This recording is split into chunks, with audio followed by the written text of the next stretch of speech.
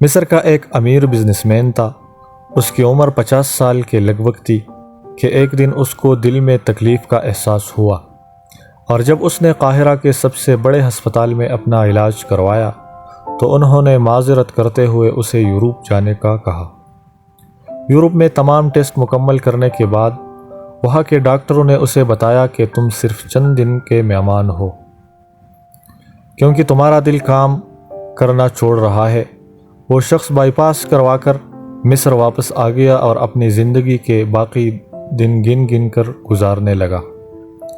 ایک دن وہ ایک دکان سے گوشت خرید رہا تھا جب اس نے دیکھا کہ ایک عورت قصائی کے پھینکے ہوئے چربی کے ٹکڑوں کو جمع کر رہی ہے۔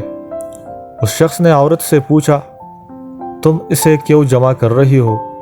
عورت نے جواب دیا کہ گھر میں بچے گوشت کھانے کی ضد کر رہے تھے، چونکہ میرا شوہر مر چکا ہے اور کمانے کا کوئی ذریعہ بھی نہیں ہے، اس لیے میں نے بچوں کی ضد کی بدولت مجبور ہو کر یہ قدم اٹھایا ہے۔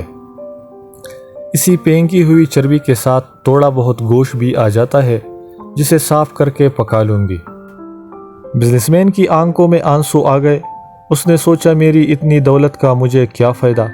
میں تو اب بس چند دن کا مہمان ہوں۔ میری دولت کسی غریب کے کام آ جائے، اس سے اچھا اور کیا۔ اس نے اسی وقت اس عورت کو کافی سارا گوشت خرید کر دیا اور قصائی سے کہا، اس عورت کو پہچان لو، یہ جب بھی آئے اور جتنا بھی گوشت مانگے اسے دے دینا اور پیسے مجھ سے لے لینا۔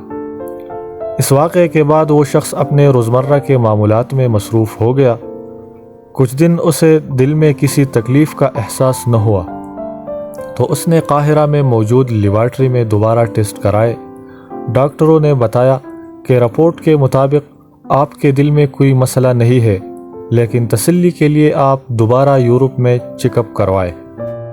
وہ شخص دوبارہ یورپ گیا اور وہاں ٹیسٹ کرائے۔